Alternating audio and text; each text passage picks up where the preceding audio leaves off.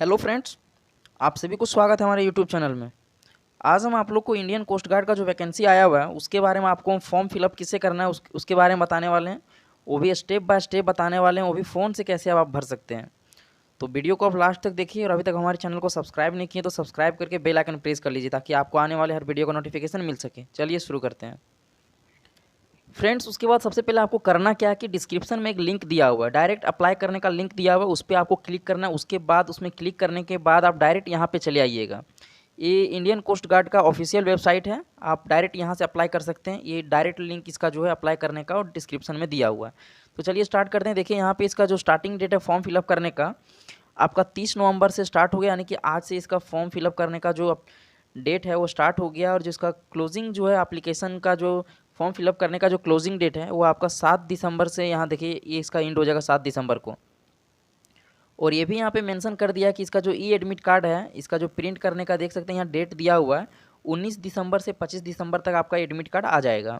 चलिए अब बात करते हैं कि आपको फॉर्म कैसे फिलअप करना है। सबसे पहले नीचे आइएगा, ये सब आपका कुछ यहाँ पे इंस्ट्रक्शंस दिए हुए हैं तो ये आप अच्छे से पढ़ लीजिएगा। यहाँ पे देखिए आप नोट में लिखा हुआ है, इसको आपको एक बार इसको यहाँ पे शॉर्ट में हम बता देते हैं। यहाँ पे लिखा हुआ यहाँ पे देखिए कि अगर जैसे कि कोई भी बहुत सारे स्टूडेंट्स क्या करते हैं कि लास्ट में फॉर्म को फिलअप करते हैं।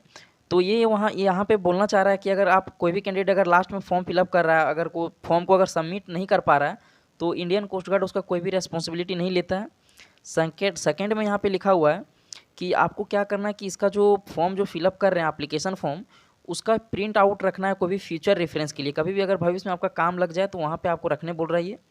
उसके बाद यहाँ पे थर्ड नंबर में देखिए कि ये बोलना चाह रहा है कि आपको किसी भी तरह का हार्ड कॉपी जो एप्लीकेशन फॉर्म का या फिर किसी भी डॉक्यूमेंट का वो आपको इसका इंडियन कोस्ट गार्ड का ऑफिस में नहीं भेजना है। और थर्ड में यहाँ फोर्थ नंबर में आप देखिए यहाँ पे बोला है कि यहाँ पे जो आपका जो इमेज और जो फोटोग्राफ है और सिग्नेचर है उसका जो साइज़ है, यहाँ पे आपको जो फ़ोटो का जो साइज़ है यहाँ पे 10 KB से लेकर 40 KB के बीच में अपलोड करना है। और जो यहाँ पे इसका जो JPG फॉर्मेट में भी अपलोड करना है। और जो सिग्नेचर जो है 10 KB से लेकर 30 KB के बीच में आपको अपलोड करना है। उसके बाद यहाँ पे देखिए फिफ्थ नंबर में और क्या बोल रहा है इसमें, यहाँ पे ये बोलना चाह रहा है कि किसी भी तरह का आप जैसे यहाँ पे कि बहुत सारे लोग क्या करते हैं कि फॉर्म को फिलअप करने में गड़बड़ी कर देते हैं, किसी से मिस्टेक हो जाता है। तो वो बोल रहे हैं कि अगर यहाँ पे आप कोई भी प्रिंट आउट ब्लैंक फॉर्म निकाल लीजिए, उसके बाद उसको आप क्रॉस चेक कीजिए 2-3 बार अच्छे से उसका फॉर्म को। उसके बाद फिर आप क्या कीजिए कि उसको ऑनलाइन एप्लीकेशन में आप उसको फिर भरिए, उसके बाद फिर उसको आप सबमिट कर दीजिए। यहाँ पे 6 नंबर में बोल रहा है कि आपको करना क्या है कि ज़्यादातर ये आपको रिकमेंड कर रहा है, ऐसा कोई ज़रूरी नहीं कि आपको कंप्यूटर और लैपटॉप से ही भरना है। ये बस बोलना चाह रहा है कि आप ज़्यादातर कोशिश कीजिएगा कंप्यूटर या लैपटॉप से फॉर्म को फिलअप कीजिए ताकि आपको बाद में कोई प्रॉब्लम ना हो। तो चलिए फ़ोन से ही बताते हैं आपको, क्योंकि फ़ोन में भी कोई प्रॉब्लम नहीं होता, ईजिली भरा जाता है फ़ोन में भी। तो चलिए यहाँ पे देखिए सबसे पहले यहाँ पे कि ये देख सकते हैं आप जेंडर को सेलेक्ट करना है कि मेल है फीमेल है। अगर मेल है तो यहाँ मेल में क्लिक कीजिए और फीमेल है तो यहाँ पे फीमेल में क्लिक कीजिए यहाँ पे।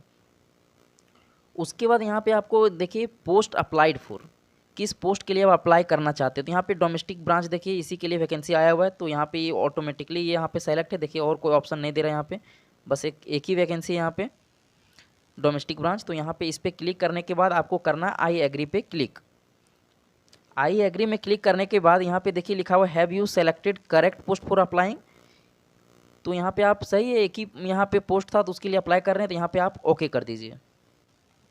उसके बाद फ्रेंड्स इस टाइप का आपका एप्लीकेशन फॉर्म खुलेगा जिसमें आपको मेन फॉर्म है, इसी में आपको मेन चीज़ भरना है। चलिए आपको इसको बताते हैं कि कैसे भरना है फॉर्म को। सबसे पहले यहाँ पे कैंडिडेट नेम यानी कि आपका कैंडिडेट का नाम यहाँ पे भरना है। जैसा आपका यहाँ पे देखिए मेंशन कर दिया कि जैसा आपका मैट्रिकुलेशन में मैट्रिक का सर्टिफिकेट में है वैसा ही यहाँ पे आपका फर्स्ट नेम भरना है, यहाँ पे मिडिल नेम भरना है, यहाँ पे लास्ट नेम भरना है। यहाँ पे अपने पापा का नाम भरना है, यहाँ पे अपना मम्मी का नाम भरना है आपका, यहाँ पे आपका ईमेल आईडी भरना है। उसके बाद आप यहाँ पे आपका डेट ऑफ बर्थ टाइप कर देना है। उसके बाद आपको यहाँ पे कास्ट आपका सेलेक्ट करना है कि आप किस कैटेगरी से बिलोंग करते हैं।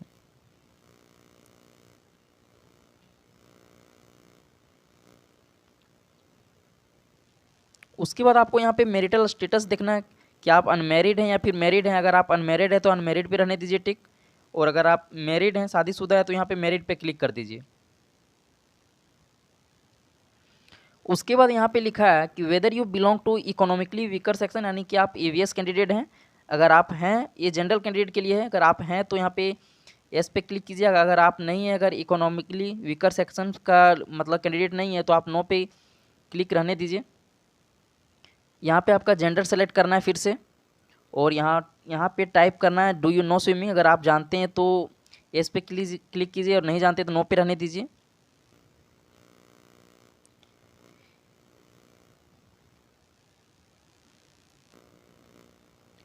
यहाँ पे देखिए लिखा हुआ है कि proficiency in sports national level, यानी कि आप किसी भी स्पोर्ट्स में माहिर हैं खेलने में, वो भी आपका नेशनल लेवल का होना चाहिए। आप किसी भी नेशनल लेवल में कोई भी गेम खेलें। अगर हाँ तो यहाँ पे एस पे क्लिक कीजिए, नहीं तो नो पे रहने दीजिए। फ्रेंड्स उसके बाद आप यहाँ पे देखिए is wards of coast guard uniform personnel disease well in service, यानी कि इसका मतलब है कि कोई भी कोस्ट गार्ड यूनिफॉर्म पर्सनल मतलब कोई डेथ किए हैं क्या सर्विस के टाइम में ही रहते हुए, सर्विस के टाइम में अगर वैसा कोई अगर डेथ किए तो यहाँ पे एस पे क्लिक कीजिए, अगर नहीं तो नो पे क्लिक कीजिए। अगर वो अगर डेथ भी किए तो उनका यहाँ पे लिख दीजिए सर्विस टाइप में, यहाँ सेलेक्ट में क्लिक कीजिएगा। यहाँ पे आप दे देगा कि किस टाइप में वो किस टाइप का सर्विस करते थे। अगर वो डेथ किए हैं तो जैसे कि कोस्ट गार्ड का है तो कोस्ट गार्ड का दे दीजिए, आर्मी का है तो आर्मी का, यहाँ पे एयरफोर्स का है तो एयरफोर्स का, और नेवी का है तो नेवी में क्लिक कर दीजिए। जैसे अगर आपका कोई भी कोस्ट गार्ड का अगर कोई ऐसे डेथ किए होंगे तो यहाँ पे कोस्ट गार्ड पे क्लिक कर दीजिएगा, अगर नहीं है तो यहाँ पे नो पे ही रहने दीजिए। ठीक है। उसके बाद यहाँ पे लिखा हुआ है, यहाँ पे देखिए आप, is your father serving retired from defence, यानी कि आपके पापा क्या मतलब कोई भी मतलब डिफेंस में सर्व कर रहे हैं, यानी कि कोई काम कर रहे हैं डिफेंस लाइन में। अगर हाँ तो उसके लिए क्लिक कीजिए, नहीं तो अगर यहाँ पे एक भी और ऑप्शन दिया है रिटायर्ड हैं, तो अगर दोनों में से कोई भी है तो एस पे क्लिक कीजिए, नहीं तो नो पे क्लिक कर दीजिए। उसके बाद यहाँ पे आपको एड्रेस भरना है, जो कि परमानेंट एड्रेस है और डोमिसाइल एड्रेस, दोनों जिसको भर सकते हैं। देखिए यहाँ पे परमानेंट एड्रेस, यहाँ पे आपको पूरा लाइन बाय लाइन टाइप करना है जैसे आधार कार्ड में दिया रहता है। उसके बाद आपको यहाँ पे सिटी टाइप करना है। उसके बाद यहाँ पे आपका फ़ोन नंबर भरना है यहाँ पे इस लाइन पे। उसके बाद यहाँ से आपको स्टेट सेलेक्ट कर लेना। उसके बाद यहाँ से आपका डिस्ट्रिक्ट सेलेक्ट करना। उसके बाद यहाँ पे आपका पिन कोड भर देना आपका। उसके बाद यहाँ पे लिखा हुआ है क्लिक हेयर इफ़ करेंट या फिर correspondence address different from permanent address, यानी कि ये बोल रहा है कि जहाँ पे जो कॉरस्पॉन्डेंस एड्रेस है वो परमानेंट एड्रेस से अलग है क्या। अगर हाँ तो वहाँ पे क्लिक कर दीजिए, अगर सेम है तो सेम ही रहने दीजिए, कोई दिक्कत नहीं। उस पर अगर अलग है तो वहाँ पे क्लिक कीजिए, नहीं तो लगभग का सेम ही रहता है। उसके बाद यहाँ पे देखिए, यहाँ पे चॉइस ऑफ सेंटर, यानी कि सेंटर आपको चॉइस करने के लिए बोल रहा है कि आप एग्ज़ाम का सेंटर कहाँ देना चाहते हैं। यहाँ पे लिख रहा है कि एनसीसी, यहाँ पे आप देखिए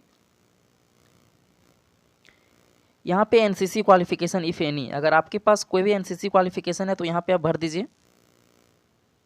जैसे कि एनसीसी सी सर्टिफिकेट जो है, यानी कि क्या है यहाँ पे ABC, अगर किसी भी तरह का अगर है आपके पास सर्टिफिकेट तो यहाँ पे ABC करके यहाँ पे टाइप में यहाँ पे भर दीजिए। उसके बाद अगर नहीं है तो कोई ज़रूरी नहीं है। उसके बाद फ्रेंड्स आपको एजुकेशनल क्वालिफिकेशन भरना है। जैसे कि ग्रेडिंग सिस्टम है। अगर आपके पास अगर आपका 10th में अगर आप CBSE बोर्ड से अगर पास किए हुए तो हमको पता है कि लगभग का जो 10th क्लास का जो मार्क्स है वो CGPA सिस्टम के आधार पे है, यानी कि 8.3, 8.6, 9.4 ऐसे करके CGPA सिस्टम में। तो उसको करना है क्या कि आपको परसेंटेज में कन्वर्ट करना है। उसके बाद आपको जो भी परसेंटेज आया है उसको एग्रीगेट परसेंटेज में कन्वर्ट करना है। उसके बाद देखिए यहाँ पे आपको भरना कैसे है उसको, चलिए बताते हैं। देखिए सबसे पहले यहाँ पे इसका जो मिनिमम क्वालिफिकेशन है वो 10th पास ही है। उससे ज़्यादा अगर हैं तो अच्छा है, नहीं है तो भी कोई ज़रूरी नहीं है, क्योंकि ये 10th पास लोग के लिए ये वैकेंसी है। यहाँ पे देख सकते हैं ईयर ऑफ पासिंग, किस साल आप पास किए हैं 10th क्लास।